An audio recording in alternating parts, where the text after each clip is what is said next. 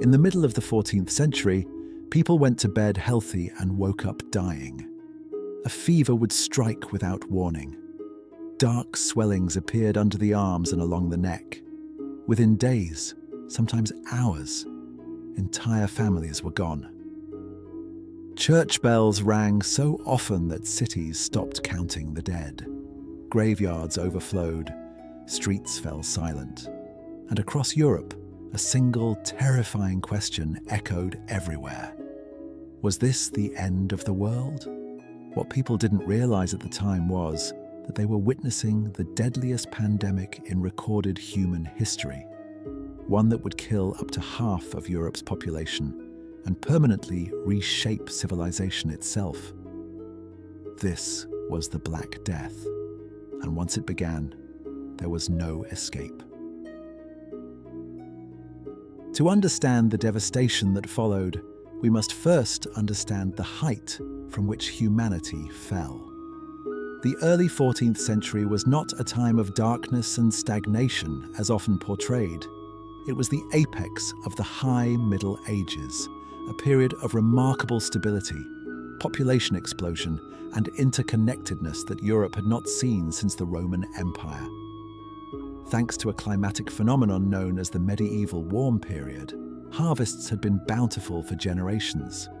The population of Europe had nearly doubled in 2 centuries. Cities were bursting past their ancient Roman walls.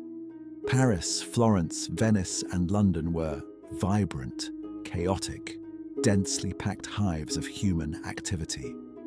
The Gothic cathedrals were rising, symbols of a society that felt closer to God and more technologically capable than their ancestors. More importantly, the world was connected. A merchant in Venice could buy silk that traveled the entire length of Asia without ever leaving trade networks secured by the Mongol Empire, the Pax Mongolica. This vast network, the medieval World Wide Web, moved spices, gold, ideas, and technology across continents with unprecedented speed. It was a glorious, bustling, optimistic world. But this interconnectedness was a double-edged sword. The same caravans and ships that brought wealth were about to deliver the greatest catastrophe in human history. The infrastructure for global disaster was perfectly laid out. This society, seemingly so robust, was about to face an enemy it could not see, could not understand, and could not fight.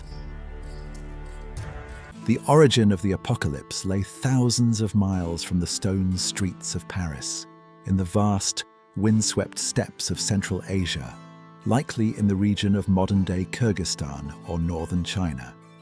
This is a landscape of extremes, endless horizons of grassland, harsh winters, and blistering summers. Here, an ancient biological agent had existed for millennia, Yersinia pestis. It is a bacterium of ruthless efficiency, endemic to the burrowing rodent populations of the steppes, marmots and ground squirrels. For centuries, the bacterium lived in a relatively stable ecological balance with its hosts, far from major human population centers. But in the 1330s, the delicate balance of the steppes was disrupted. Climate historians point to a period of ecological stress, perhaps a severe drought followed by heavy rains, that devastated the rodent population's food sources. Driven by hunger, the infected rodents migrated closer to human settlements, bringing their fleas with them. The leap from animal to human occurred in the trading outposts along the Silk Road. The first human victims likely didn't understand what was happening. They developed high fevers, vomiting, and the terrifying, painful swellings in their lymph nodes, the buboes, that gave the disease its name. News in the ancient world traveled slowly, but rumors of disaster traveled faster than merchant caravans. By the early 1340s, terrifying, fragmented reports began reaching Mediterranean ports. Merchants spoke of entire civilizations in the east vanishing, of reigns of fire and pestilence that left India, Tartary, and Mesopotamia depopulated. The Europeans listened to these tales with a mix of horror and detachment, viewing them as distant tragedies in exotic lands, perhaps divine retribution for foreign beliefs. They had no concept of germ theory. They didn't realize that the spices peppering their food were traveling the same road as their eventual executioner. The geographical pivot point of this history is the Crimean Peninsula, jutting into the northern Black Sea. Here sat the magnificent city of Caffa. Caffa was not merely a town, it was a fortified, incredibly wealthy colony of the Republic of Genoa. It was the crucial hinge connecting the overland Asian routes to the maritime Mediterranean networks. Inside its massive stone walls lived Italian merchants, Armenian traders, and a cosmopolitan mix of peoples protected by Genoese crossbowmen. In 1346, Caffa was under siege. The mighty army of the Golden Horde, a successor state of the Mongol Empire led by Khan Jani Beg, surrounded the city. The Genoese were masters of defense and maritime resupply, and the siege dragged on for months in a brutal stalemate. But then a silent killer began to stalk the Mongol camps. The besieging army, living in close quarters with poor sanitation, became the perfect breeding ground for the bacterium that had traveled with them from the east. Soldiers began dying by the hundreds, then thousands, their bodies turning dark with gangrene before death.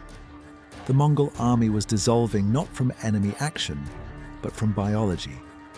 Witnessing his army disintegrate and facing defeat, Jani Beg made a horrific decision that would change the course of history.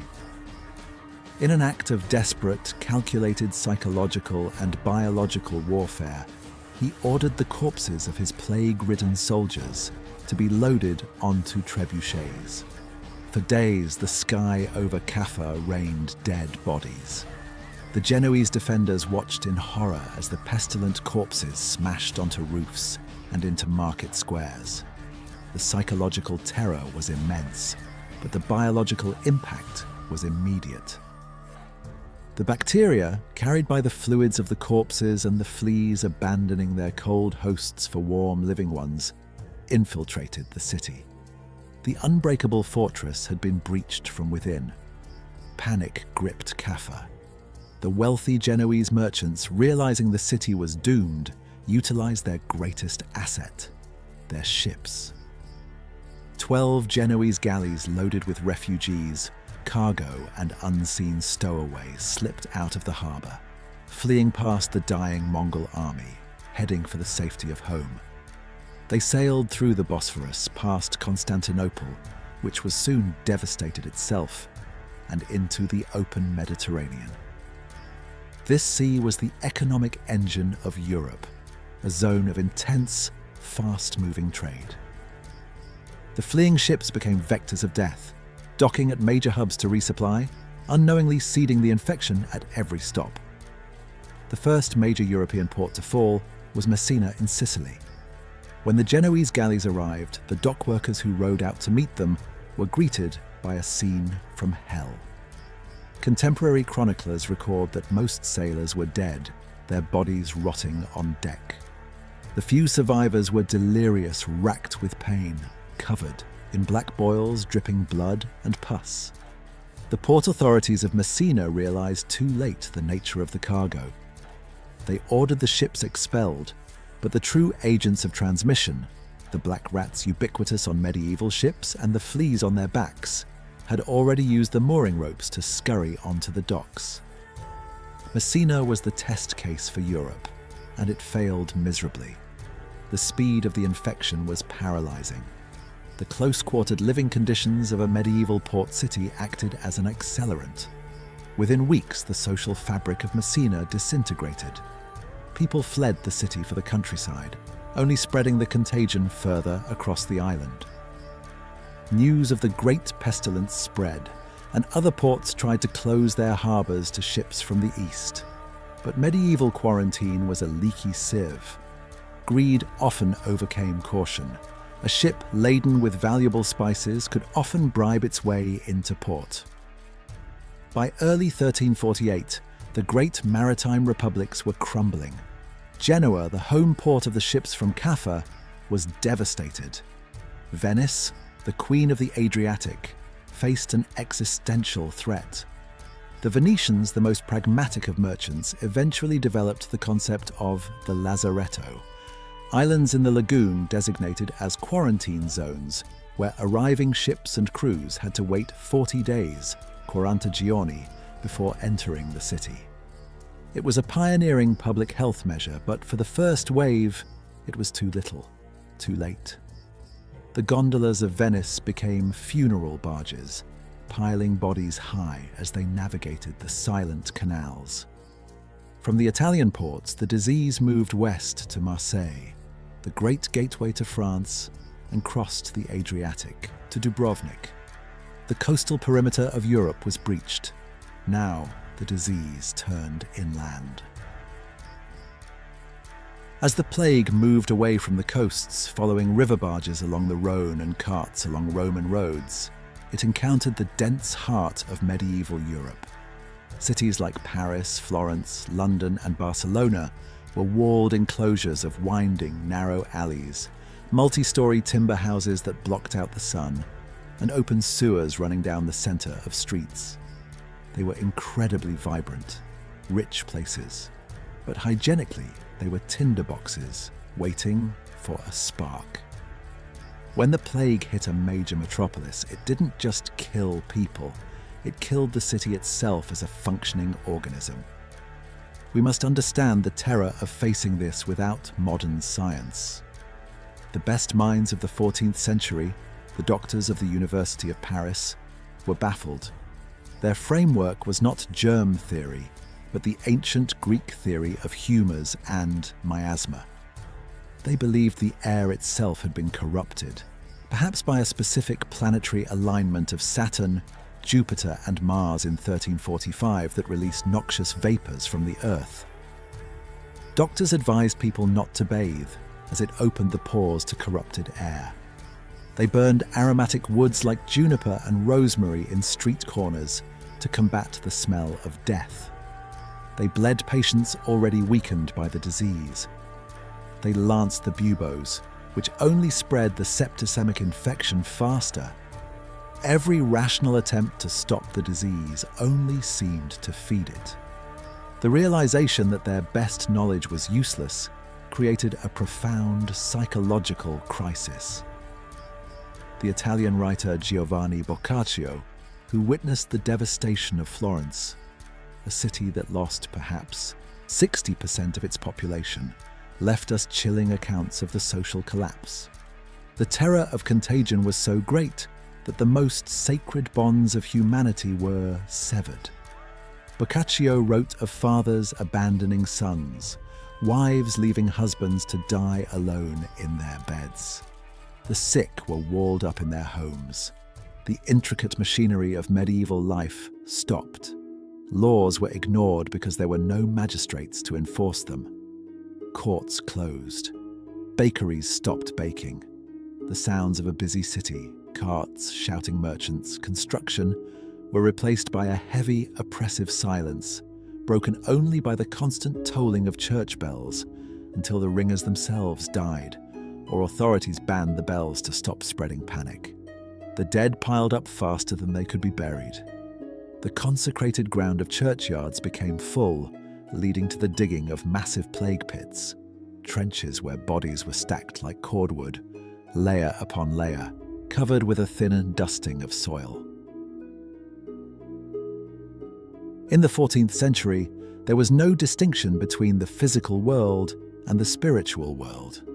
An event of this magnitude could only be interpreted as direct divine chastisement, God punishing humanity for its manifold sins of greed, pride, and corruption. The Church, the bedrock of medieval life, faced an impossible test. People flocked to cathedrals praying for deliverance, massing together in processions that only served to spread the respiratory, pneumonic form of the plague faster. When prayers failed and priests died just as quickly as sinners, a desperate, radical piety emerged. the flagellant movement swept across northern Europe. Bands of hundreds of men dressed in identical robes marched from town to town. Twice a day, in the public square, they would strip to the waist and whip themselves with leather scourges tipped with iron spikes, drawing blood in a public display of penance, hoping to take the sins of the world onto their own flesh and appease God's wrath. They were a terrifying sight, bringing religious hysteria wherever they went. But as the death toll mounted, the need for a tangible scapegoat grew darker. If God was not listening, perhaps the devil was at work. A horrific conspiracy theory took root, particularly in the Holy Roman Empire and parts of Spain, that the Jewish communities were poisoning the wells of Christendom to wipe out the faithful. Despite official condemnations of these theories by Pope Clement VI, who pointed out that Jews were dying of the plague just as quickly as Christians, the mob mentality took over. Fueled by centuries of anti-Semitism and the desperate need to blame someone, horrific pogroms erupted. Entire communities in cities like Strasbourg, Mainz, and Cologne were rounded up and burned alive in wooden houses or town squares. The Black Death unleashed not just biological horror, but the darkest aspects of human nature. It is a mistake to think of the plague as purely an urban phenomenon. While cities were the epicenters, 90% of medieval Europe's population lived in the countryside. The plague traveled there too, carried by refugees fleeing the cities or itinerant peddlers. The devastation in rural areas was slower, but perhaps more profound in its long-term impact. Thousands of small villages, whose names are now lost to history, were completely wiped out.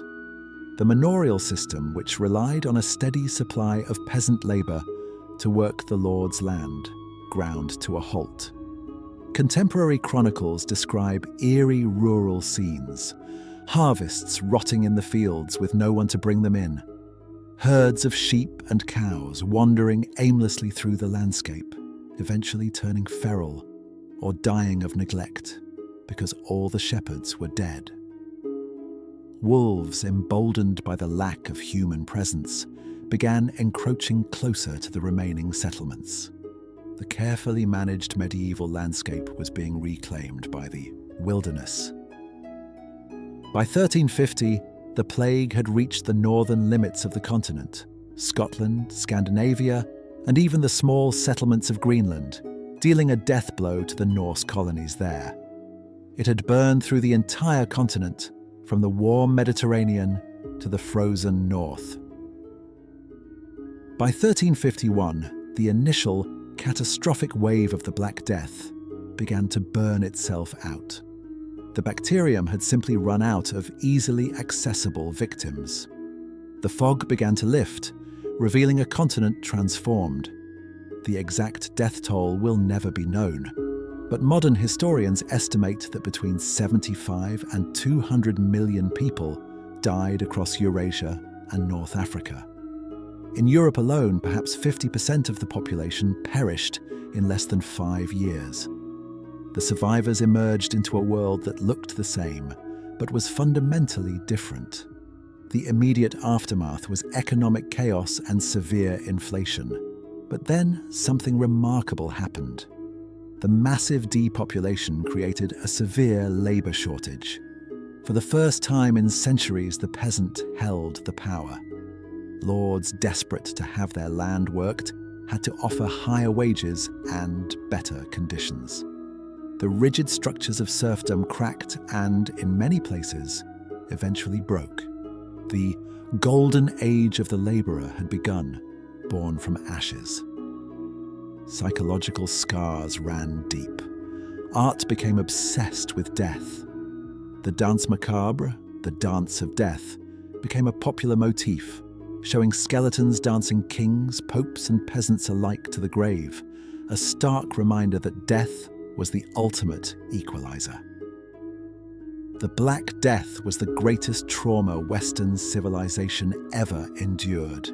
It shattered the optimism of the High Middle Ages and proved the fragility of human systems against the power of nature.